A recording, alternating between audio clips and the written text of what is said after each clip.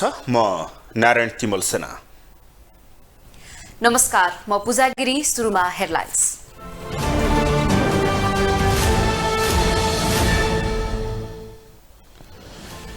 प्रधानमन्त्री दाहाल सहित 8 मन्त्रीले लिए शपथ। रवि बने गृहमन्त्री, विष्णु पौडेललाई अर्थ मन्त्रालयको जिम्मेवारी। अनावश्यक अडानले कांग्रेस संघदेखि प्रदेशसम्म प्रतिपक्षमा सीमित। पार्टीभित्रै सभापतिको चर्को आलोचना।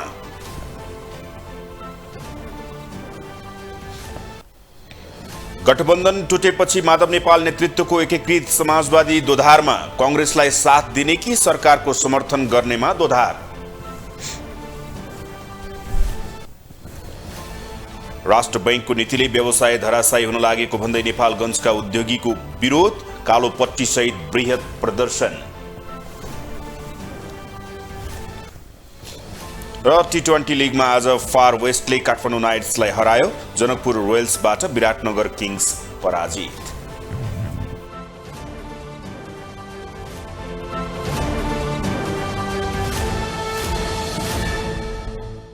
नेपाली कांग्रेस सहितको गठबन्धन छाडेर नेकपा एमाले माओवादी केन्द्र सहित 7 दल मिलेर बनेको नयाँ गठबन्धनका प्रधानमन्त्री पुष्पकमल दाहाल सहितका 8 जना मन्त्रीले पद तथा गोपनीयताको शपथ लिएका छन्।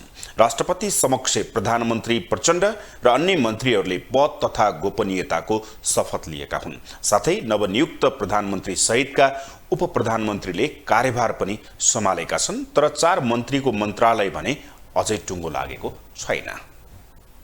पहिलो पटक दौरा सरवालमा चटक्क सजिएर पुगेका प्रधानमन्त्री एवं माओवादी अध्यक्ष पुष्पकमल दाहाल प्रचण्ड सहितका 8 मन्त्रीहरूले पद तथा गोपनीयताको शपथ लिएका छन्। राष्ट्रपति विद्यादेवी भण्डारी समक्ष प्रधानमन्त्री प्रचण्ड, उपप्रधानमन्त्री त्रय विष्णु पौडेल, नारायण काजी श्रेष्ठ र रवि लामिछाने तथा मन्त्रीहरू ज्वालाकुमारी शाह, दामोदर भण्डारी, राजेन्द्र राई र अब्दुल खानले शपथ लिएका हुन्। ईश्वर, देश र जनताको नाममा शपथ लिन्छु कि उपप्रधानमन्त्री पदको जिम्मेवारी प्रचलित कानुनको पालना गरी मुलुक र जनताको भलो चिताई कसैको डर नमानी पक्षपात नगरी पूर्वाग्रह वा खराब भावना नलिए 8 सदस्यीय मन्त्री परिषदमा उपप्रधानमन्त्री एवं अर्थमन्त्रीमा नेकपा एमालेका विष्णु पौडेल, उपप्रधानमन्त्री एवं भौतिक पूर्वाधार मन्त्रीमा माओवादी केन्द्रका नारायण काजी श्रेष्ठ, उपप्रधान एवं गृह मन्त्रीमा राष्ट्रिय स्वतन्त्र पार्टीका अध्यक्ष रवि लामिछाने रहेका छन् भने बाँकी मन्त्रीहरूको मन्त्रालय टुङ्गो लागेको छैन। शपथसँगै मन्त्रालयको टुङ्गो लागेका प्रधानमन्त्री सहितका अन्य मन्त्रीहरूले पदभार समेत सम्हालेका छन्। पदभार सम्हाल्दै नवनियुक्त उपप्रधान तथा गृह मन्त्री रवि लामिछानेले क्याबिनेटभित्र पनि प्रतिपक्षको भूमिका निर्वाह गर्ने बताएका छन्। विगतमा आफूहरूले जनताको पक्षमा खबरदारी गर्दै आएको र त्यसलाई सरकार तथा संसदमा गएर पनि निरन्तरता दिने उनको भनाइ छ। यहाँले अब प्रधानमन्त्री सहित गृहमन्त्रीको चाहिँ कार्यभार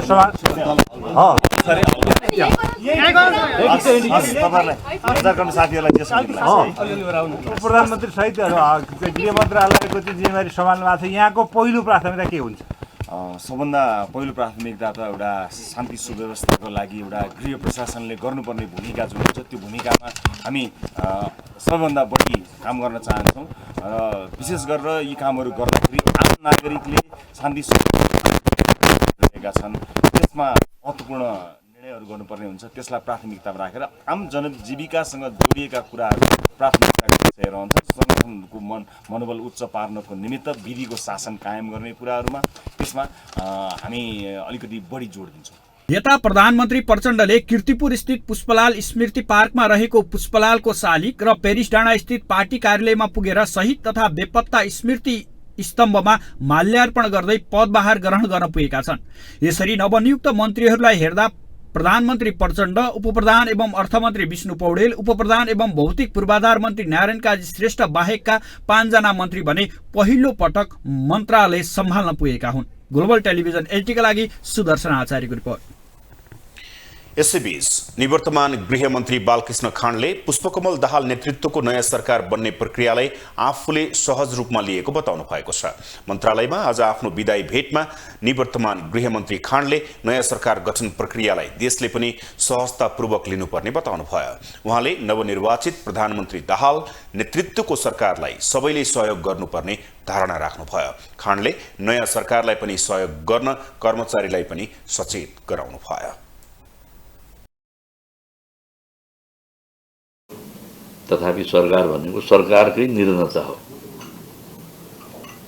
हामीले हिजोको सरकारको विगतको निरन्तरतालाई नै हामीले त्यसलाई अगाडि बढाएको हो र अब आउने नयाँ सरकारले पनि त्यही निरन्तरतालाई अगाडि बढाएरै जान्छ। त्यस कारणले सरकारलाई सहयोग गर्नु हामी सबैको साझा दायित्व हो र तपाईँहरूलाई पनि म आग्रह गर्न चाहन्छु सबैले सहयोग गर्नुहोला।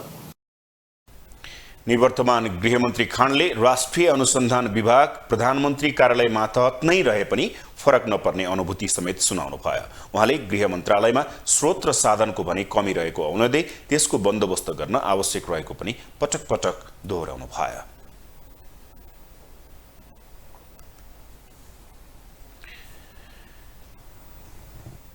अब पालो ग्लोबल भोइसको।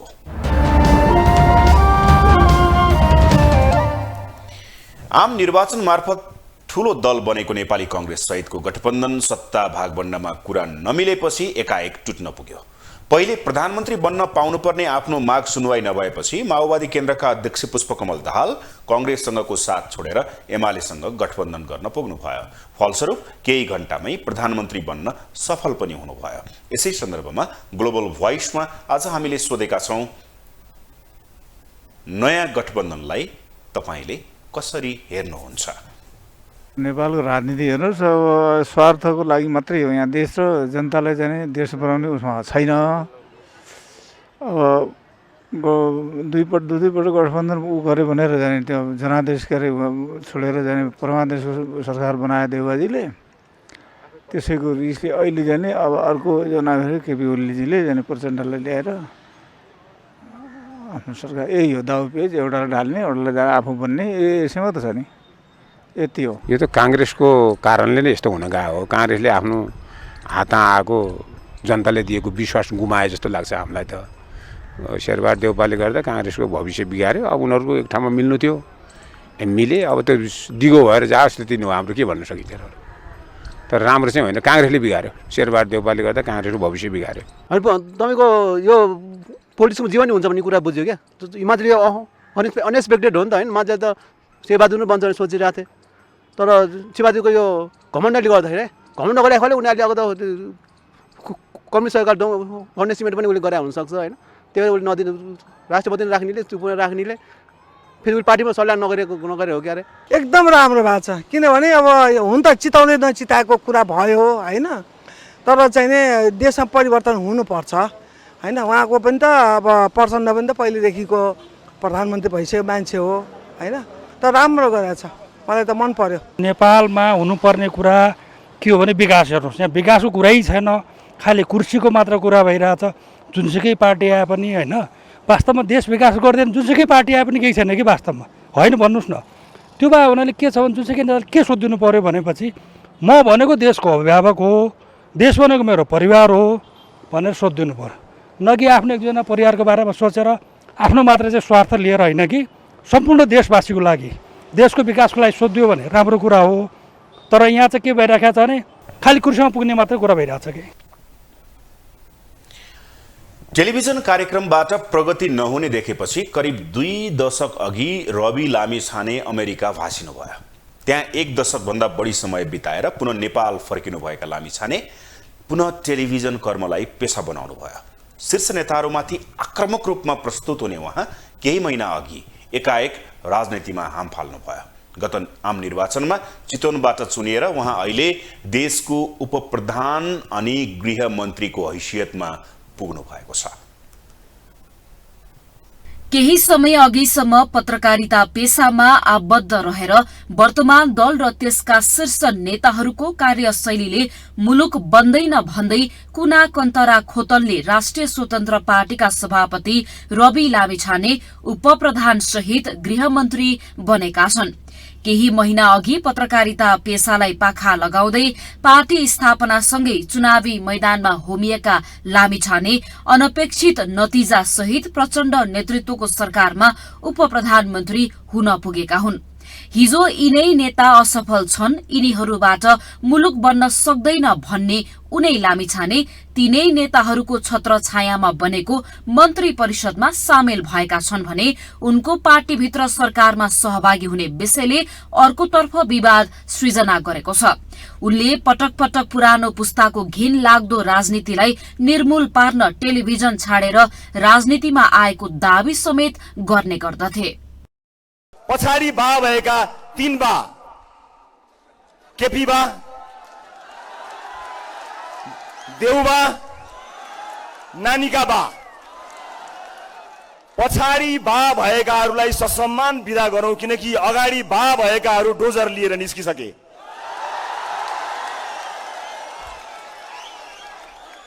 अब पछाडि बा भएकाहरूलाई ससम्मान सम्मान सहित बिदा जनताले गर्नुपर्ने हुन्छ उहाँहरूले दिनुभएको योगदानका लागि। हामीले सामान्य कुरा मानेका हौं। मलाई राजनीति जान्नु छैन, मैले यस अर्थमा भनेको कि राजनीतिका ती घिनलाग्दा दाउपेचहरू प्रधानमन्त्री एवं माओवादी केन्द्रका अध्यक्ष पुष्पकमल दाहाललाई नै हराउँछु भन्दै चितवनबाट रविले निर्वाचन लड्ने घोषणा गरे, तर प्रचण्ड गोर्खा 2बाट निर्वाचित भए।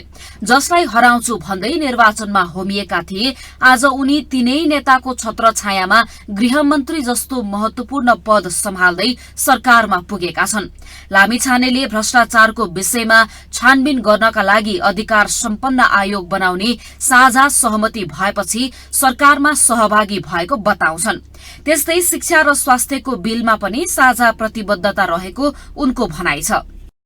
महत्त्वपूर्ण विषय त्यही नै थियो। ती विषयहरूलाई सार्वजनिक पनि गर्छौं। सायद आज प्रधानमन्त्रीज्यूले शपथ ग्रहण गर्नुहुन्छ, त्यस पछाडि अरू मन्त्रीज्यूहरू अथवा कसको शपथ ग्रहण हुन्छ, त्यो जिम्मेवारी अहिले हामीले प्रधानमन्त्रीज्यूलाई छोडिदिएको छौं। प्रधानमन्त्रीज्यूले सायद अब केही बेरमा निर्णय उपप्रधान सहित कुन मन्त्रालय यो अहिले सबै हामीले यो व्यक्ति यसको भन्ने भन्दा नि समग्रमा एउटा छलफल भएको छ। त्यो छलफलमा आफआफ्नो किसिमको हामीले के गर्न सक्छौं भन्ने विषय भनेका छौं। त्यसमा टुङ्गो लगाउने जिम्मा नै प्रधानमन्त्रीज्यूलाई भएको छ। के भन्नुभयो? शर्त सहित सरकारमा जान्छ भन्नुभएको थियो। के शर्त हो तपाईँ? हाम्रो शर्त भनेको भ्रष्टाचारका विरुद्धमा नयाँ पुराना जति पनि विषयहरू छन् तिनमा निर्मम भएर अधिकार सम्पन्न एउटा आयोग भन्नुहोस् अथवा एउटा त्यस्तो संयन्त्र बनाउने भन्ने कुरामा हामीले सबभन्दा पहिला सबै पार्टीले त्यसमा सहमति गरेपछि त्यसपछि हेल्थ एन्ड एजुकेसन बिल, शिक्षा र स्वास्थ्यको बिलमा साझा कमिटमेन्ट गरिसकेपछि विदेशमा रहेका नेपालीहरूको भोटिङ राइट जुन सर्वोच्च अदालतले दिनु भनेको छ त्यसको सुनिश्चितता मात्र होइन, उहाँहरूको सामाजिक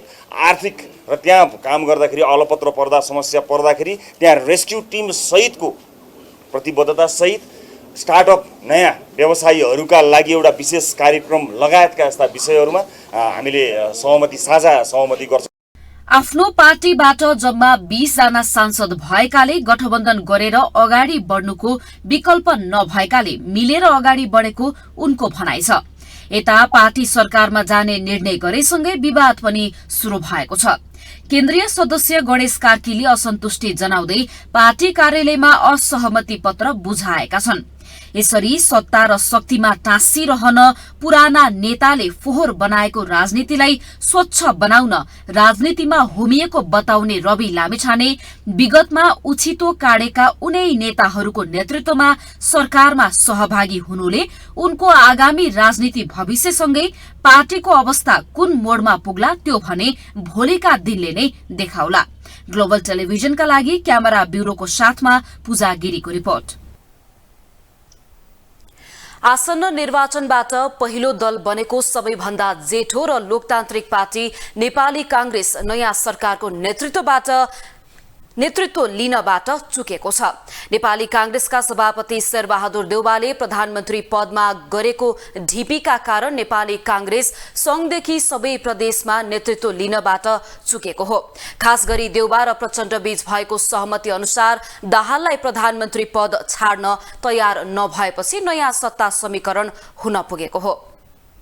नेपाली कांग्रेस नेतृत्वको 5 दलीय गठबन्धन भत्काउँदै एमाले सहित 7 दलको समीकरण बनाएर नेकपा माओवादी केन्द्रका अध्यक्ष पुष्पकमल दाहाल प्रचण्ड देशको 44औं प्रधानमन्त्रीमा नियुक्त भएका छन्।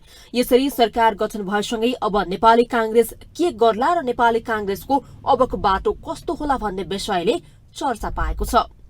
कांग्रेससँगको गठबन्धन तोड्दै माओवादी केन्द्रले एमाले सहित विभिन्न दलको समर्थनमा सरकार बनाएसँगै सबैभन्दा ठूलो दल नेपाली कांग्रेस 2074 सालकै अवस्थामा पुगेको छ। एमाले अध्यक्ष केपी शर्मा ओलीले 2 पटक प्रतिनिधि सभा विघटनपछि वर्तमान व्यवस्थालाई जोगाउँदै प्रधानमन्त्री बनेका देउबा आफूले प्रचण्डसँग गरेको सहमतिमा अडिग रहन नसकेपछि सत्ता गुमाउनु परेको छ। खास गरी कांग्रेस र सभापति देउबाभित्र सबैभन्दा ठूलो दल बनेको अहमता र प्रचण्डसँग गरिएको भद्र सहमतिलाई तोड्नु कांग्रेसका लागि अभिशाप बन्न पुग्यो र अन्ततोगत प्रतिपक्षमा बस्न पुग्यो। यसपटक गठबन्धन गरी निर्वाचनमा होमिएको कांग्रेसले महत्वपूर्ण पद आफैले राख्ने महत्वाकांक्षा राख्दा नेपाली कांग्रेस 5 वर्ष अघिकै नियति बेहोर्न पुगेको कांग्रेसकै नेताहरूले स्वीकार गरेका छन्। अबका दिनमा भने कांग्रेसले बदलिदो परिस्थिति र नेपाली जनतालाई केन्द्रमा राखेर अघि बढ्ने नेपाली कांग्रेसका नेता ज्ञानेन्द्र बहादुर कार्कीको भनाइरहेको छ। र अब हामी बदलिदो परिस्थितिमा देशलाई केन्द्रमा राखेर नेपाली जनतालाई केन्द्रमा राखेर अगाडि बढ्नुपर्छ। सबैको आफ्नो ठाउँ छ।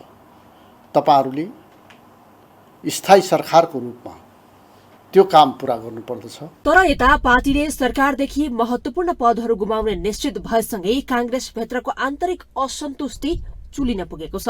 अहिलेको परिस्थिति सभापति देउबाका कारण आएको भन्दै नेताहरूले असन्तुष्टि जनाउन थालेका छन्। पार्टीकै कतिपय नेता कार्यकर्ताले देउबाको राजीनामा र विशेष महाधिवेशनको समेत माग गर्न थालेका छन्। यो सँगै एमाले केवल गठबन्धन फुटाउन र राष्ट्रपति लगायत पदहरू आफ्नो भागमा पार्नलाई मात्रै प्रचण्डलाई प्रधानमन्त्रीका लागि समर्थन जनाएको र राष्ट्रपति लगायतका महत्वपूर्ण पद 5 वर्षलाई सुनिश्चित गरेसँगै समर्थन फिर्ता लिएर सरकार अल्पमतमा पार्ने र कांग्रेससँग सरकार आलो पालो गर्ने विषयमा पनि चर्चा चलिरहेको छ। यद्यपि प्रतिनिधि सभाको सबैभन्दा ठूलो दल भएकोले कांग्रेस अब 5 वर्ष प्रमुख प्रतिपक्षको भूमिकामा रहेर काम गर्ने कांग्रेस नेता शंकर भण्डारी बताउँछन्। हामीभन्दा माथिको नेतृत्वको कमजोरी देख्छु मैले। हामी यो के भनेर गठबन्धन गरेका थियौँ। हिजो मात्र भर्खरै हो नि चुनाव सम्पन्न भएको, 1 महिनाको हाराहारीमा छौँ हामीले प्रतिबद्धता सबै उम्मेदवारहरूले सबै नेताहरूले एउटा प्रतिबद्धता के व्यक्त गर्यो भने हामी मिलेरै 5 वर्ष त कम्तीमा सरकार चलाउँछौँ, हामी प्रतिपक्षमा बस्छौँ, रचनात्मक ढङ्गले हामी लोकतन्त्रवादी हो, सरकारलाई सहयोग गर्छौँ, देश र जनताको हितमा काम गर्दा हाम्रो साथ रहन्छ। तर फेरि त्यहाँभित्र पनि झैझगडा कलह गरेर फेरि टुटफुट नगर्नु होला, नफुट्नु होला, नटुट्नु होला र देशलाई पुनः भन्छु म धोका नदिनु होला, जनतालाई धोका नदिनु होला। 2074 मा प्रत्यक्षतर्फ 23 सीट जितेको कांग्रेसलाई 57 सीटमा पुर्याएको जस लिँदै आएका नेपाली कांग्रेसका सभापति देउबाको सत्ता महत्वाकांक्षा गठबन्धनमा आएको नाटकीय मोडसँगै अन्त्य भएको छ भने पार्टीभित्र उनी रक्षात्मक अवस्थामा पुगेका छन्। प्रदेश तथा प्रतिनिधि सभाको निर्वाचनबाट ठूलो दल बनेको कांग्रेस सरकारमा सहभागी नहुने भएपछि अब कस्तो रणनीति बनाएर अघि बढ्छ त्यो हेर्न भने रोचक हुने देखिन्छ। ग्लोबल टेलिभिजनका लागि प्रनिशा लक्ष्मी अधिकारी, काठमाडौँ। एकाएक 5 दलीय गठबन्धनबाट अलगिएर नेकपा माओवादी केन्द्रका अध्यक्ष पुष्पकमल दाहाल प्रधानमन्त्री बनेपछि सत्ता समीकरण पूर्ण रूपमा बदलिएको छ। दाहालले 5 दलबाट हात झिकेर एमाले लगायतका अन्य दलसँग तालमेल गरेपछि अब कांग्रेसको संघसहित 7 प्रदेशमा हात खाली भएको छ। यस्तो छ 7 प्रदेशको अङ्कगणित। नेकपा माओवादीका अध्यक्ष पुष्पकमल दाहाल प्रचण्डले कांग्रेस सहितको तत्कालीन 5 दलीय गठबन्धन छाडेपछि यति बेला कांग्रेस एक्लिएको छ। बिहिबार एमाले तथा अन्य दलहरूसँग तालमेल गरेर प्रचण्ड प्रधानमन्त्री भएपछि राजनीतिले नयाँ मोड लिएको हो। चुनावमा गठबन्धन गरेर लडेका 5 दलको सत्ता समीकरणको हिसाब किताब नमिल्दा कांग्रेसले महँगो मूल्य चुकाउनु पर्ने भएको हो। 5 दलीय गठबन्धन हुँदा 7 प्रदेशमा कांग्रेसले सरकारमा महत्वपूर्ण हिस्सा ओगट्ने सम्भावना रहेको थियो। अब भने कांग्रेसले 7 प्रदेशमा सरकार बनाउन नसक्ने भएको छ र अहिलेको सत्ता गठबन्धनको शीर्ष दल नेकपा एमाले त्यो हिस्सा ओगटेको छ। प्रदेश सत्ता समीकरणको अङ्कगणितमा यस्तो छ। प्रदेश नम्बर 1 मा कुल 93 सांसद रहेका छन्, जसमा सरकार बनाउन 47 सीटको आवश्यकता पर्छ। अहिलेको एमालेको गठबन्धनको पक्षमा 60 सीट रहेको छ, जहाँ स्पष्ट रूपमा एमालेको गठबन्धनले सरकार बनाउने भएको छ।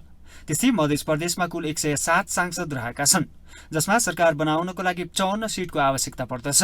अहिलेको एमालेको गठबन्धनको पक्षमा 62 सिट रहेको छ।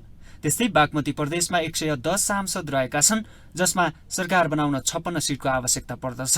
अहिलेको एमालेको गठबन्धनको पक्षमा 61 सिट रहेको छ। त्यस्तै लुम्बिनी प्रदेशमा कुल 86 सांसद रहेका छन्, जसमा सरकार बनाउन 44 सिटको आवश्यकता पर्दछ। अहिलेको एमालेको पक्षमा 52 सिट रहेको छ। त्यस्तै गण्डकी प्रदेशमा 60 सांसद रहेका छन्, जसमा सरकार बनाउन 31 सांसद आवश्यक पर्दछ। अहिलेको एमालेको गठबन्धनको पक्षमा 31 सिट रहेको छ। त्यस्तै कर्णाली प्रदेशमा 40 जना सांसद रहेका छन्, जसमा सरकार बनाउन 21 सिटको आवश्यकता पर्दछ। अहिलेको एमालेको गठबन्धनको पक्षमा 24 सिट रहेको छ। त्यस्तै सुदूरपश्चिम प्रदेशमा कुल 53 सांसद रहेका छन्, जसमा सरकार बनाउन 27 सिटको आवश्यकता पर्दछ। अहिलेको एमालेको गठबन्धनको पक्षमा 29 सिट रहेको छ। यसरी हेर्दा 7 प्रदेशमा एमाले सहितको गठबन्धनको सरकार बन्ने देखिएको छ। अब भने समग्र प्रदेशमा नेपाली कांग्रेसले प्रतिपक्षमा बस्नुपर्ने भएको छ। तथापि आगामी दिनमा एमाले, माओवादी, रासपा र रापरपा सहित अन्य साना दलको गठबन्धन कहिलेसम्म कायम हुन्छ त्यसैमा भर पर्नेछ। ग्लोबल टेलिभिजनका लागि क्यामेरामा विजय ठकुराडीका साथमा विनोद विक्रम भण्डारी, काठमाडौँ। तत्कालीन 5 दलीय गठबन्धनको भविष्य टुंगिएसँगै नेकपा एकीकृत समाजवादी सरकारमा जाने वा नजाने भन्ने बहस सुरु भएको छ। आइतबार एकाएक प्रचण्डले गठबन्धन तोडेर एमाले लगायतका दलसँग तालमेलका साथ प्रधानमन्त्री भएपछि नेकपा एकीकृत समाजवादी अन्योलमा परेको छ। यता उ सरकारमा जान एमालेको गठबन्धनमा जाने संवाद गर्छ वा प्रतिपक्षमा बस्छ भन्ने चासो र चर्चाको विषय बनेको छ। तत्कालीन 5 दलीय गठबन्धन तोडेर माओवादी अध्यक्ष प्रचण्ड प्रधानमन्त्री बनेसँगै नेपाली राजनीतिमा नयाँ सत्ता समीकरण बनेको छ। एमाले सहितको गठबन्धनमा माओवादी, राष्ट्रिय स्वतन्त्र पार्टी, राष्ट्रिय प्रजातन्त्र पार्टी, जनमत पार्टी, नागरिक उन्मुक्ति पार्टी लगायतका अन्य स्वतन्त्र रहेका छन्। चुनावमा 5 दलीय गठबन्धन एक भएर चुनाव लडे पनि सत्ता समीकरणमा कुरा नमिल्दा कांग्रेस सभापति देउबामा प्रधानमन्त्री मोह नहट्दा गठबन्धन टुटेको हो। गठबन्धन टुटेसँगै कांग्रेस संघदेखि 7 प्रदेशमा चिप्लिएको छ भने एमालेलाई फाइदा भएको छ। अब कांग्रेस प्रमुख प्रतिपक्षका रूपमा संसदमा हुनेछ। तर अर्को दल नेकपा एकीकृत समाजवादी भने अलमलमा परेको छ। तत्कालीन नेकपा हुँदा विभाजनबाट बनेको नेकपा एस माओवादी अध्यक्ष पुष्पकमल दाहाल प्रचण्डको लाइनमा देखिँदै आएको थियो। तर प्रचण्डले एकाएक राजनीतिमा मोड मोडेपछि समाजवादीलाई धर्म सङ्कट परेको छ। हिजो ओलीलाई प्रतिगामी भन्दै विभाजन भएको समाजवादीलाई न प्रचण्डले कुनै बाटो देखाएका छन्, न एमाले उसलाई सरकारमा बोलाउने छाँटकाट देखिन्छ। यस्तो अवस्थामा एकीकृत समाजवादी सरकारमा जान्छ या प्रतिपक्षमा बस्छ?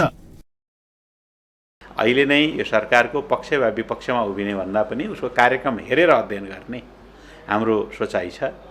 सामान्यतया यो हामीसँग परामर्शमा गठन भएको सरकार होइन। यसकारण यो सरकारमा सहभागी हुने कुरा हाम्रो लागि प्राथमिकताको विषयवस्तु बनेको छैन। धेरै कुरा पछाडि छलफलबाटै निस्किएला। तर राजनीतिक रूपले चाहिँ यो सरकारलाई समर्थन गर्दाखेरि काहीँ न काहीँ कुनै न कुनै सरकारलाई गर्नुपर्थ्यो, गर्दा कुनै अप्ठ्यारो छैन।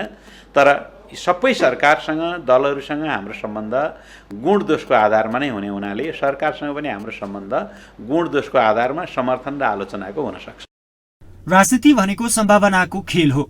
नेकपा एमाले अध्यक्ष ओलीले एकीकृत समाजवादीलाई सरकारमा बोलाएर एकीकृत समाजवादीले आत्मआलोचना गरेर सरकारमा जाने सम्भावना देखिन्छ।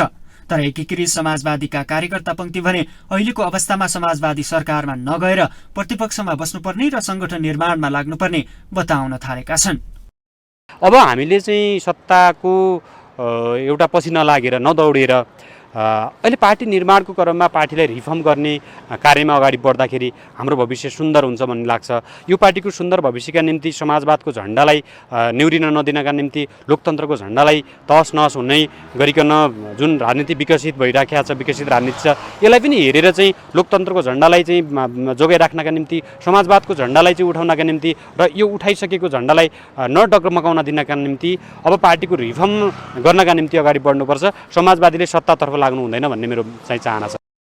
मंसिरमा भएको आम चुनावमा प्रतिनिधि सभाको प्रत्यक्षमा 10 सीट हात पारेको एकीकृत समाजवादीले समानुपातिकमा भने थ्रेसहोल्ड नै कटाउन सकेको छैन। अर्कोतर्फ एमाले विभाजनका बेला ओलीलाई प्रतिगामी देख्दै सबैभन्दा ठूलो संगठन विभाजन गरेको नेकपा यसलाई एमाले तत्कालै स्वीकार्ने अवस्था पनि देखिँदैन। त्यस्तै अध्यक्ष माधव कुमार नेपाल र माओवादी अध्यक्ष प्रचण्डको मिलेको दोस्ती अब के हुन्छ भन्ने पनि अर्को विषय छ।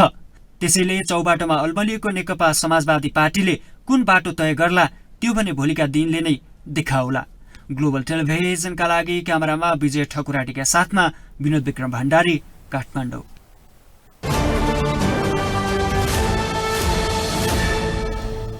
निवर्तमान श्रम, रोजगार तथा सामाजिक सुरक्षा मन्त्री शेरबहादुर कुँवरले नेपालमा नै रोजगारी सृजना गर्न नयाँ सरकारले आवश्यक काम गर्नुपर्ने बताउनु भएको छ।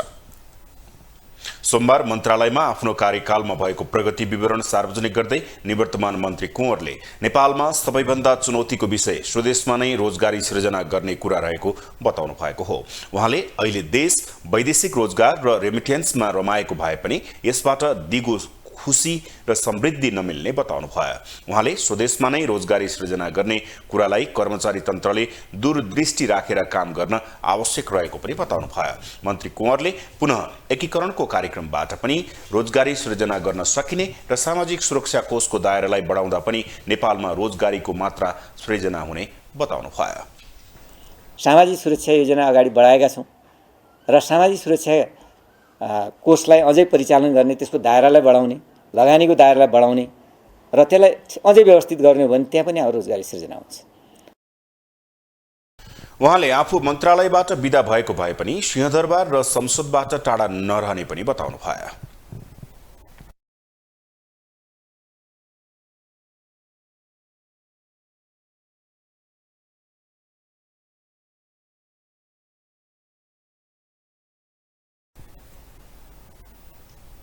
अब इकोनोमी न्यूज।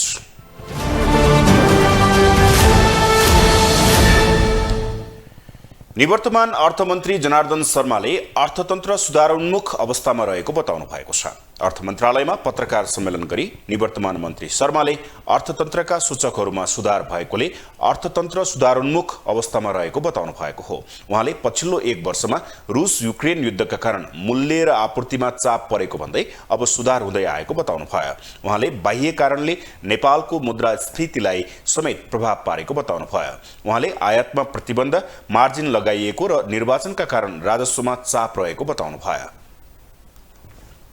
युक्रेन युद्धका कारणले मूल्य वृद्धि र आपूर्ति एउटा उसमा परेको चापको कारणले जुन विश्वव्यापी मूल्य वृद्धि उच्च रहेको छ त्यसले नेपालको मुद्रास्फीतिलाई पनि प्रभावित गर्यो र यो श्रावणमा 10% सम्म वृद्धि भएको थियो र अहिले घट्ने क्रममा छ र हाल 8.08% मा झरेको छ। यो क्रमशः घट्दै जानेछ। आयातमा प्रतिबन्ध र अब त्यसैगरी मार्जिन हामीले जो लगायौँ त्यसपछि चुनावका कारणले पनि हामीले धेरै ध्यान दिन सकेनौँ। यी तमाम कारणहरूले गर्दाखेरि हाम्रो केही भन्सार राजस्व कमी भएको पक्कै छ, कमी भएको छ। त्यो क्षेत्रमा हामीलाई केही चुनौतीहरू छन्। शर्माले अब सरकारको पुँजीगत खर्च बढ्ने बताउनु भयो। उहाँले चुनाव लगायतका कारण पुँजीगत खर्च धेरै नभए पनि अब बढ्ने दावी गर्नुभयो। उहाँले चालु आर्थिक वर्षको 6 महिनामा कुल खर्च 25.26% जसमा चालु खर्च 31.74% र पुँजीगत 10.17% भएको बताउनु भयो। अहिले हामीले हेर्दाखेरि 26% अहिले खर्च भएको छ। चालुमा 31.74 र पुँजीगतमा 10.17 जो गत वर्षभन्दा प्रतिशतमा बढी छ। त्यसै गरी वित्तीयतर्फ 24% जस्तो अहिले खर्च भएको अवस्था छ। र शर्माले आर्थिक वर्ष 2079-80 को बजेटमा धेरै विषय अगाडि सारिएको बताउँदै नेपालको कृषि क्षेत्रको रूपान्तरणमा विशेष जोड दिएको बताउनु भयो। उहाँले अर्थतन्त्रलाई आत्मनिर्भर बनाउनु पर्छ भनेर बजेटमा ध्यान दिएको पनि दावी गर्नुभयो। यता नेपाल राष्ट्र बैंकको नीतिले व्यवसायहरू धराशायी हुने अवस्था आएको भन्दै नेपालगञ्जका उद्योगी व्यवसायीहरूले दोस्रो पटक विरोध जनाएका छन्। नेपालगञ्जका व्यवसायीले राष्ट्र बैंकको अव्यावहारिक नीति खारेज हुनुपर्ने भन्दै नेपालगञ्ज उद्योग वाणिज्य संघको अगुवाईमा कालोपट्टी सहित बृहत प्रदर्शन गर्दै राष्ट्र बैंकको नेपालगञ्ज कार्यालय अगाडि 1 घण्टा धरना तथा विरोध गरेका हुन्। नेपाल राष्ट्र बैंकको नीतिले व्यवसायीहरू धाराशायी हुने अवस्था आएको भन्दै नेपालगञ्जका उद्योगी व्यवसायीले दोस्रो पटक विरोध जनाएका छन्। राष्ट्र बैंकको अव्यावहारिक नीति खारेज गर्नुपर्ने भन्दै नेपालगञ्ज उद्योग वाणिज्य संघको अगुवाईमा व्यवसायीहरूले धरना दिएका हुन्। व्यवसायीहरूले बेहोर्नु परेका विभिन्न समस्याहरू सहितको 8 बुँदे माग गर्दै नेपाल राष्ट्र बैंकको नेपालगञ्ज कार्यालयकी प्रमुख निभा श्रेष्ठलाई ज्ञापन पत्र बुझाएका हुन्। राष्ट्र बैंक र सरकारले व्यवसायीका मुद्दाहरू सुनवाई हुन नसक्दा व्यवसायीहरू पीड़ामा रहेको नेपालगञ्ज उद्योग वाणिज्य संघका अध्यक्ष अब्दुल वाहिद मन्सुरीले बताएका छन्। आर्थिक मन्दी बढ्दै गएकाले बैंकहरूले बढ़ाएको आर्थिक महँगो ब्याजदरका कारण निजी क्षेत्र धाराशायी हुने अवस्थामा पुग्दा पनि राष्ट्र बैंक मुख दर्शक भएको उनको भनाइ छ। हामी नेपालगञ्जदेखि आन्दोलन सुरु गरेका थियौं, सारा नेपालमा आन्दोलन भएको थियो। आज फेरि हामी दोस्रो चरणको आन्दोलन सुरु गर्दैछौं र नेपाल भनी आन्दोलन हुन्छ र आजको दिनमा व्यवसाय ध्वस्त पार्ने राष्ट्र बैंकको नीतिले गर्दा आज टोटल व्यवसाय ध्वस्त भएका छन्। एकतिर राजस्व पनि कमाइराखेको छ, एकतिर 8% को ब्याज 16 देखि 18% मा पुगेको छ। त्यसको विरुद्ध हाम्रो आन्दोलन हो। हाम्रो यो देश बचाउनको लागि आन्दोलन हो।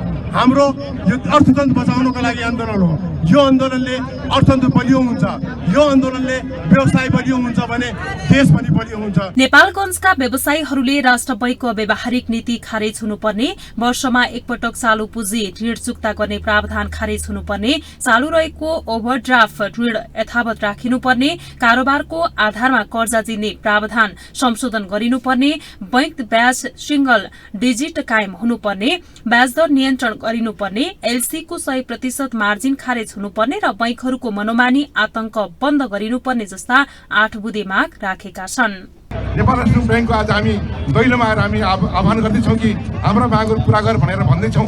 आज पटक पटक भनिरहँदाखेरि पनि नेपाल राष्ट्र बैंकले सुनेन र आज छाडा पशु जस्तै तपाईँको विशेष गरी वाणिज्य बैंकहरूलाई नियमन गर्न नसक्दाखेरि आज विशेष गरी वाणिज्य बैंकहरू छाडा जस्तै भएका छन्। नियमन गर्न नसक्दाखेरि हाम्रो व्यवसायमाथि अत्यन्तै अत्याचार भएको छ। अत्याचार सहन नसक्ने भएर कारोबार गर्न नसक्ने वातावरण बनिसकेपछि आज हामी सडकमा आउने परिस्थिति सिर्जना भयो। यसमा आज हामी पक्कै पनि आज मात्र आन्दोलन होइन, यो आन्दोलन जबसम्म हाम्रो मागहरू पूरा हुँदैनन् तबसम्म निरन्तरमा आन्दोलन जारी रहने कुरा पनि म आग्रह गर्न चाहन्छु। सामान्य विरोध जनाएर मात्र व्यवसायीहरूको पीड़ा सरकार र राष्ट्र बैंकले सुनवाई नगर्ने भन्दै केन्द्रले सुन्ने गरी विरोध गर्न आवश्यक रहेको बाँके क्षेत्र नम्बर 2 का प्रतिनिधि सभा सदस्य डाक्टर धवल शमशेर राणा बताउनुहुन्छ। व्यापारीहरूले अरूको लागि विभिन्न किसिमका आन्दोलनहरू गर्दै आएको हो, आवाजहरू उठाउँदै आएको। अब अहिले व्यापारीहरू मात्रै होइन, देशै आर्थिक रूपले डुब्न लागेको बेलामा व्यापारीहरू अगाडि बढ्दिनु पर्यो र पहिलो कदममा मेरो सुझाव अध्यक्षज्यू लगायत सबैलाई के हो भने नेपालगञ्जलाई बन्द गर्नुहोस्, टायर एकचोटि जलाउनुहोस्। निजी क्षेत्रले उठाएका मागहरू सुनवाई नभएको, छाडा पशु जस्तै रहेको बैंकहरूलाई राष्ट्र बैंकले नियन्त्रण गर्न नसकेको जस्ता कारणले गर्दा सड़कमा आउनुपर्ने बाध्यता भएको व्यवसायीको गुनासो छ। त्यसैले नेपाल राष्ट्र बैंकको नीतिले व्यवसायीहरू धराशायी हुने अवस्था आउन नदिन त्यसलाई संशोधन गरेर व्यवसायी मैत्री बनाउनु आवश्यक छ। ग्लोबल टेलिभिजनका लागि बाँकेबाट शिवेन्द्र भण्डारीको रिपोर्ट। अब इन्टरनेशनल न्यूज।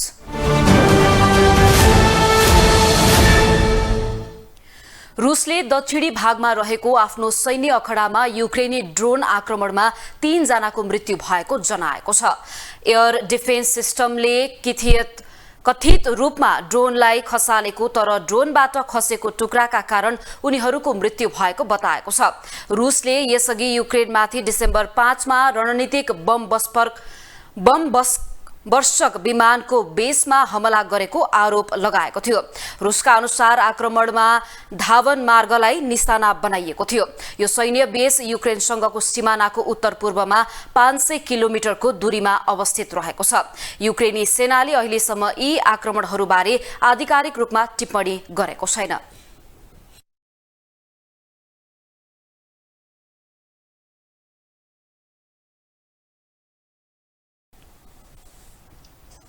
अब स्पोर्ट्स न्यूज।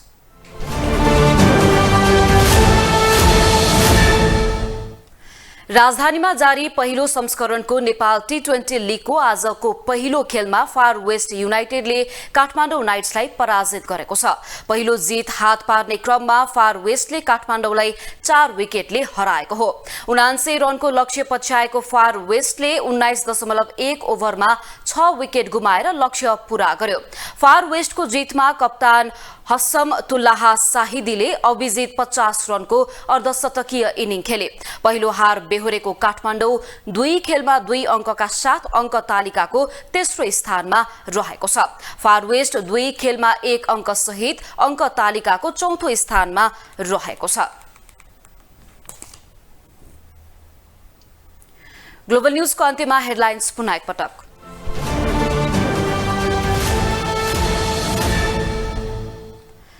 प्रधानमन्त्री दाहाल सहित 8 मन्त्रीले लिए शपथ। रवि बने गृहमन्त्री, विष्णु पौडेललाई अर्थ मन्त्रालयको जिम्मेवारी। अनावश्यक अडानले कांग्रेस संघदेखि प्रदेशसम्म प्रतिपक्षमा सीमित, पार्टी भित्री सभापतिको चर्को आलोचना। गठबन्धन टुटेपछि माधव नेपाल नेतृत्वको एकीकृत समाजवादी अन्यलमा कांग्रेसलाई साथ दिने कि सरकारको समर्थन गर्ने भन्नेमा दोधार। राष्ट्र बैंकको नीतिले व्यवसाय धराशायी हुन लागेको भन्दै नेपालगञ्जका उद्योगीको विरोध, कालो पट्टी सहित बृहत प्रदर्शन। र टी20 लीगमा आज फार वेस्टले काठमाडौँ नाइट्सलाई हरायो। जनकपुर रोयल्सबाट विराटनगर किङ्स पराजित।